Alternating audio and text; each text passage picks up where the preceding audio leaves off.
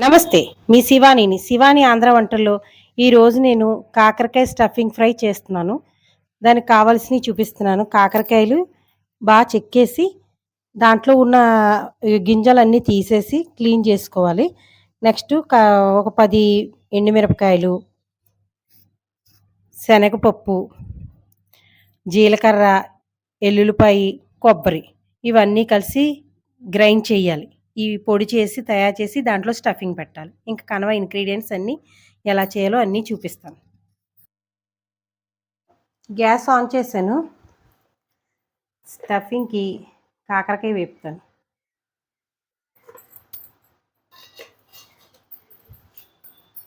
కాకరకాయ ఇలాగా క్లీన్ చేసి ఇలా డొప్పల్లా ఉంచాను.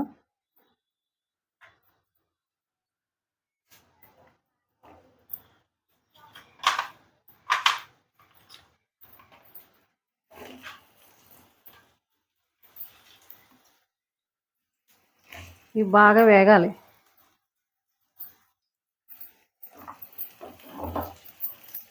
ఇవి వేగితే చేదు ఉండదు. స్టఫింగ్ పెడితే పిల్లలు కూడా ఇష్టంగా తింటారు. ఇందాక స్టఫింగ్ చేశాను కదా, ఆ పౌడర్లా ఇలా చేశాను నేను. దీంట్లోకి స్టఫింగ్‌కి పౌడర్ తయారు చేశాను. ఇలాగా రెడీ చేసుకున్నాను. ఇవి వేగాలి.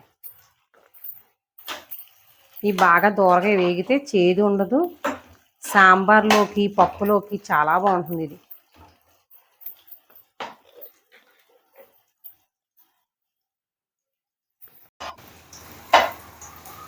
ఇంకా ఇలాగ వేపేసాను కాకరకాయలు. ఒక్కొక్కటి తీసుకుంటున్నాను. దీంట్లో స్టఫింగ్ ఫ్రై చేయాలి. ఈరోజు మేము సాంబార్ చేసుకున్నాం. అందుకని ఇది చాలా బాగుంటుంది సాంబార్లో. అందుకే ఇష్టంగా ఇది ఫ్రై చేశాను. దీంట్లో ఇంకా స్టఫింగ్ పెట్టాలి. గ్యాస్ ఆన్ చేస్తున్నాను. దాంట్లో ఆల్రెడీ వేపిన నూనె కొద్దిగా ఉంది. కొద్దిగా నూనె వేస్తున్నాను.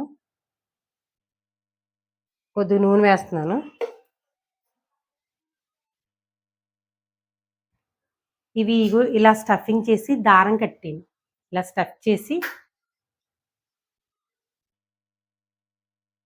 స్టఫ్ చేసి ఇదిగో ఆయిల్ వేసాను. ఇదిగో ఇది స్టఫ్ చేశాను కదా, దారం చుట్టాను.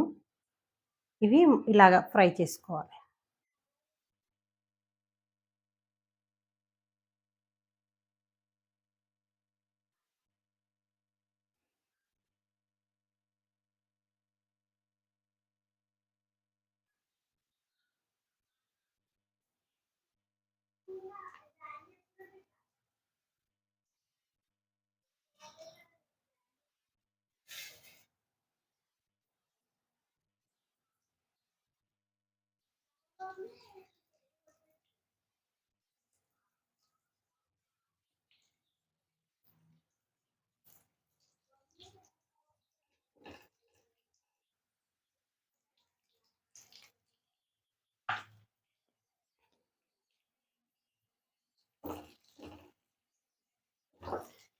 ఇలాగా మనం ఫ్రై చేసుకోవాలి. అయిపోతుంది. 5 మినిట్స్లో అయిపోతుంది. ఇది సాంబార్లో, పప్పులో వేసుకొని తింటే ఉంటుంది. మంచి టేస్టెడ్గా ఉంటుంది. కాకరకాయ చేదు ఉండదు. చాలా బాగుంటుంది.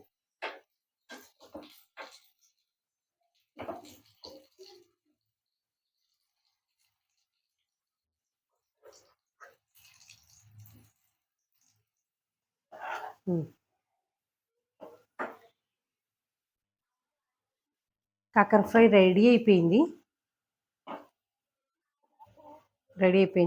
సర్వింగ్ బౌల్లో తీసేస్తున్నాను. కట్టేస్తున్నాను. వేడి వేడి కాకరకాయ ఫ్రై.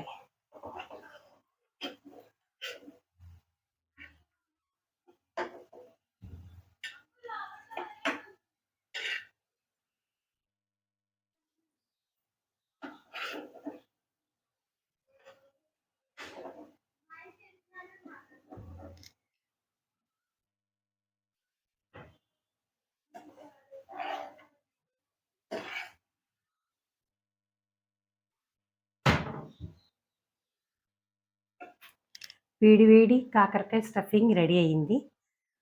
ఇది చేసుకు చూడండి. పిల్లలు చాలా లైక్ చేస్తారు. ఏంటిది ఇలాగుంది అనుకుంటారేమో, కాకరకాయ అంత టేస్టీగా ఉంటుందండి. అంత చేదుండదు. అందరూ లైక్ చేస్తారు. చూడండి. లైక్ చేయండి, సబ్స్క్రైబ్ చేయండి, కామెంట్ చేయండి, షేర్ చేయండి, బెల్ ఐకాన్ కొట్టండి. Thank you.